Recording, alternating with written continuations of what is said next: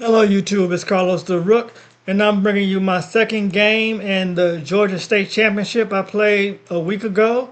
And in this round I'm playing Bavik Daz. He's a fan of the channel. Shout out to Bavik for watching. And this is round 3 because I took a bye the first round. So the last video was actually round 2. So we start off, I'm playing white, rated 1729. Bavik is 1629 with the black pieces. So I start off with e4. He respond knight f6, Alekhine's defense. So I hit e5 attacking the knight. He goes knight d5, c4 hitting the knight again. The knight goes to b6, and it's d4 here. So this is all booked, d6, e captures, and he goes c captures. So I go knight c3, and actually what I'm doing is treating the position similar to a Queen's Indian opening. So it's sort of like a Queen's Gambit structure that I'm setting up. And I just want to develop my pieces, castle king side, and launch some initiative on the queen side. So he plays g6, knight f3, protecting the d4 pawn. Bishop g7 hitting the pawn, but it's protected twice. And here I decided to go h3. I'm not sure if it's the best move in the position. Let me see what the computer recommends h3. And the point of h3 is to stop the pin on the knight here. So h3 is just a prophylactic move to stop the bishop from coming to g4 and pinning my knight. So I just wanted to stop any of that type of ideas. Black castles. And here, the engine recommends bishop e2 or bishop g5 is the best move. Now I can understand bishop e2, just quick castle and then start developing on the queen side. However, I play bishop d2. And I'm trying to see what was my idea here. I know I wanted to go bishop d3 maybe, and then castle. But I wanted to put some protection on his c3 knight in case I had to push d5. So that was my idea. And he goes knight c6. Now the d pawn is being hit twice. So I go d5, which was my initial idea. And now the bishop d2 makes sense. Because now the bishop can't take here and I have to take it back with the pawn and disrupt my pawn structure. So he goes knight e5. I capture the knight. And I thought he would take back with the bishop. However, he takes back with the pawn. So I thought that was a bit unusual. And here, Stockfish gives me 0.95 advantage. And now I go bishop e2. My idea is just a castle. And he goes e6, attacking his pawn. And so I hit queen b3. So now my queen is setting up where I'm on the same diagonal as the king, setting up future tactics. He captures. I thought that was wrong, and now I capture back with the c pawn, and now I got a pass pawn, and it's protected twice by my queen and my knight, and my bishop can also protect it, whether it's on f3 or c4. And his bishop is not developed, so I really like my position here. And he goes bishop f5. And so here I had to think, because I really was tempted by the g4 idea, just gaining tempo on that bishop and making it go back to d7. But after a long think, I thought that might not be the best structure, because then my king could be left in the middle and I really wanted to castle. So I went bishop e3 instead.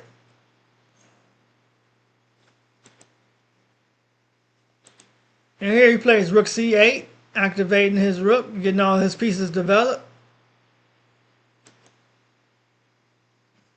And now I came up with the idea A4. I seen this position something similar in the online game, and the idea that I play, and the idea is just to hit the knight with A5, forcing the knight to retreat to unfavorable square. So that was my whole idea. And I thought it was a solid move at the position at the time, but the engine doesn't like this move. I lost all advantage with that move. I went from a .90 something advantage to a .39. So the engine really doesn't like it. It thought white should have played D1. So that was the first start of going wrong in this game.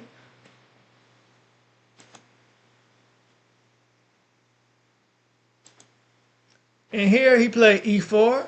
The engine wanted something different. It wanted rook captures C3, B captures, queen captures D5, queen captures, knight captures. This is what the engine wanted. But Bavik went E4. And I see what his idea is. He's threatening to hit this knight. He's threatening a potential sack on his knight over here. So the bishop takes the knight, queen takes back, then I don't have a protector on this pawn here. So that's his idea of picking up the passed pawn. Let me show you. Let's say I was to do something random like castle here. Then the threat will be here, here, and then here. Which the engine says is a blunder because of rook on A to D1.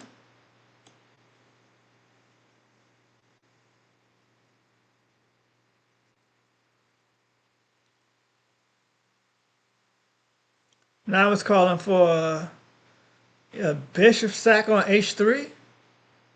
That's crazy. Or bishop E6. Bishop E6. C4.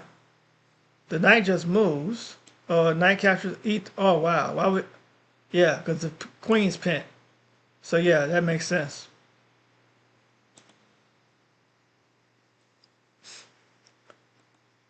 So I went rook D1. Just putting extra protection on that pawn so it's protected.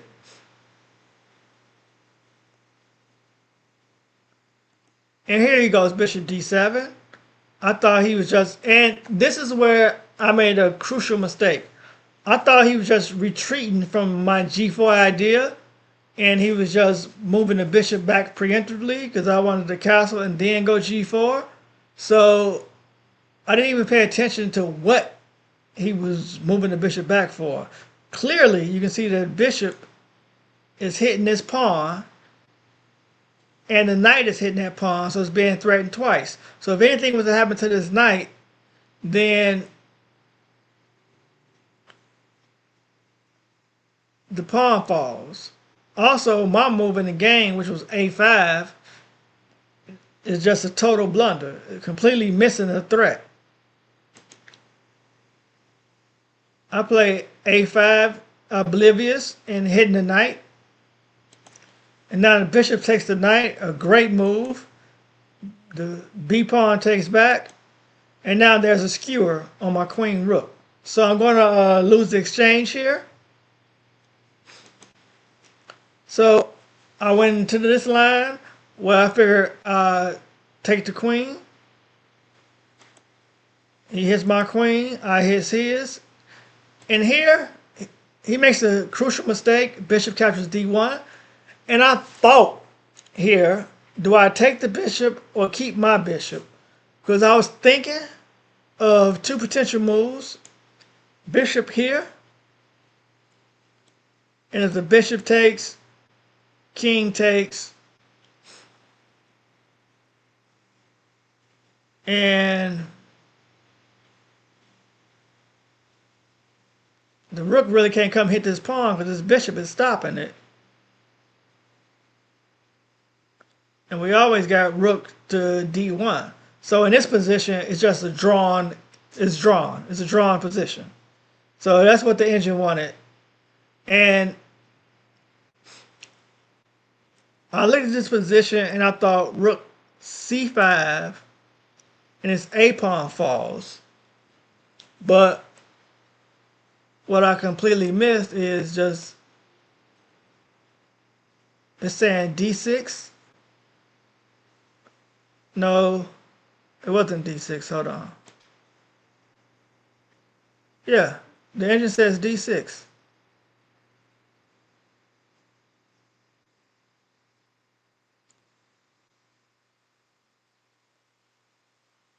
Hold on, because at first it said, hold on, let me back up. So here, rook c7 is drawn. Rook c5, white is winning. With d6, rook f5,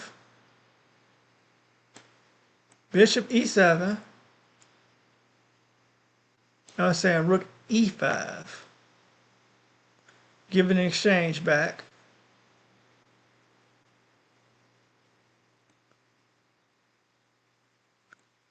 Bishop captures f8. King captures f8. And here it wants rook b1. Why not d1 trying to promote? Rook b1, rook d5. Rook captures b7. Rook captures d6. Rook captures a7. Yeah, this winning for white. You got two passed pawns. And this pawn could fall. Yeah, that looked really, really, really bad. Okay. So that's why that line would have been a better line to go down.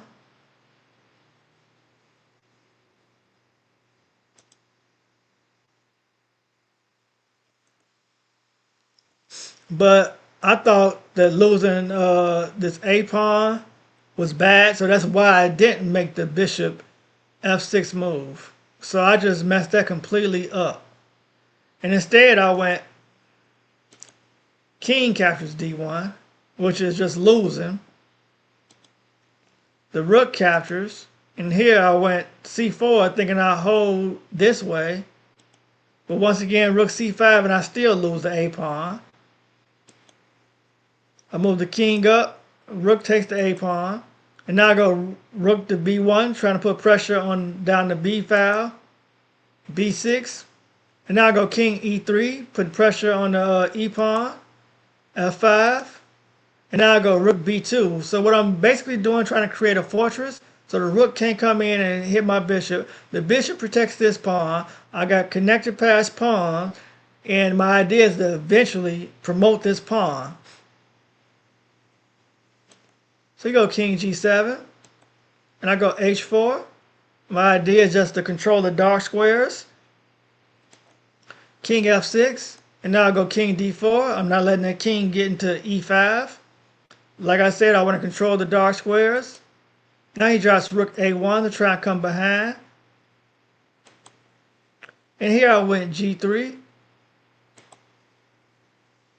He brings the rook up, and now there's a mate threat on d3, so now my bishop has to stay and guard d3. So I go rook c2, rook e8, and now I go back rook b2. I'm just trying to create a fortress and see if he can break through. And now he goes e3, trying to break through. The last thing I'm going to do is open the e pawn for the rook. So I'll push past the f3. And now rook a1, and these pawns on the king side are completely weak and cannot be protected. So I go bishop d3. He go rook g1. And I was thinking here to just go g4. But then I was thinking f4 will come and just lock down this. This would be a huge problem. But also you got, if I go g4, f captures, rook captures with check, and then the h pawn falls, and I'm just losing. You got 4 pawns rolling on the king side, and I still can't move on the my central pawn yet. So I didn't like that line. So I went rook a2, trying to force him to bring a rook up to protect this pawn. He just takes here, and he didn't fall for my bluff because I can't capture on the a7, because then it's just e2, and I got to give up the bishop because I'm not going to be able to stop that pawn. So I go back bishop e2, protecting my f3 pawn. He moves his rook up to protect the a pawn now. And here I go e5, trying to make a break. He captures, I capture. He brings his rook back. And I go d6, hitting the rook. He checks. I move out of the check. And now he put a rook in front of the pawn to blockade. I move my rook up to a3. He protects that pawn on e3. And now I move up to hit the f4 pawn. He protects it with his pawn. I take, he take. And here I was unsure what to do. The engine wants rook a2 here, but it has white completely losing. I was thinking bishop b5, hitting the rook, trying to force the rook out of the way. King e6 is what I eventually played. Just hitting the rook, and my idea is just try and promote the pawn. And here, if I go d7, which the engine says is the best move, I thought that just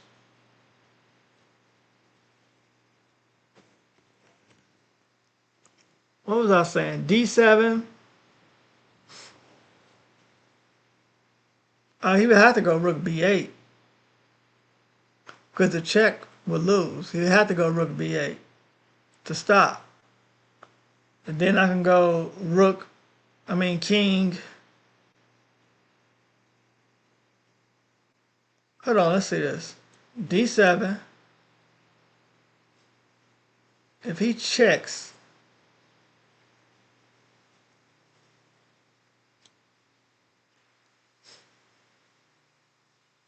it's king d5.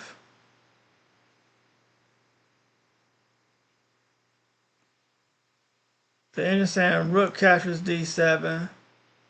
King captures c6, and his rook is going to drop to d2. Bishop b5. h5 is running.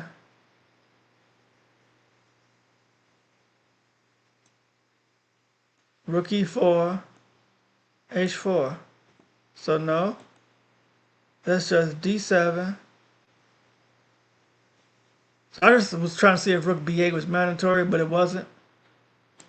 So I ended up playing rook d4, and my idea was getting behind the d pawn and just pushing straight through d7, d8, and just trying to force the queen onto the board.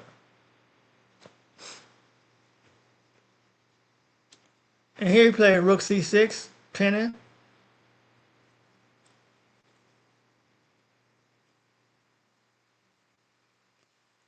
And here I made another critical error. I played bishop c4, and I completely missed the whole theme of what was going on in the game. I think instead of bishop c4, bishop d3 would have been better, hitting at this pawn. That way I'd have put pressure on this pawn. Because what ended up happening in the game was rook b to b6. If my bishop was been here, I could have just took the pawn for a pawn. But even then, now looking at the position, I couldn't. Because if the bishop would have took the pawn here, then this pawn just runs. So that doesn't work. And so my initial idea was to go king e7, but then I seen a tactic for Botvinnik, and so I took about 20-25 minutes on this position right here to look over what was going on, because the tactic I saw was just stupendous. So I end up going bishop 3 back, because I wanted this pawn here. I wanted to put pressure on this pawn here and see if I can capture that pawn, but I'm just completely losing at this position. And in true Gotham fashion, Bavik, he sacrifices the rook. Rook captures d6, rook captures d6, rook captures d6, king captures the rook. Bavik is down a piece, but it doesn't matter because he has h5. The h pawn is now running. The bishop cannot stop all 3 pawns. You got an h pawn, an a pawn, and an e pawn that the bishop has to guard. And it's just impossible for the bishop to stop all 3 of these pawns. For this position, I resigned the game, and I shook hands, told Bavik that was a great, great game. If you're watching this, Bavik, excellent game. Nice way to sacrifice the rook at the end. I truly enjoyed it. Hit the like button if you haven't already. Subscribe to the channel. Let's keep growing the channel. Tell your family and friends about it. And thank you so much. Come back for the next one. Have a nice day. Goodbye.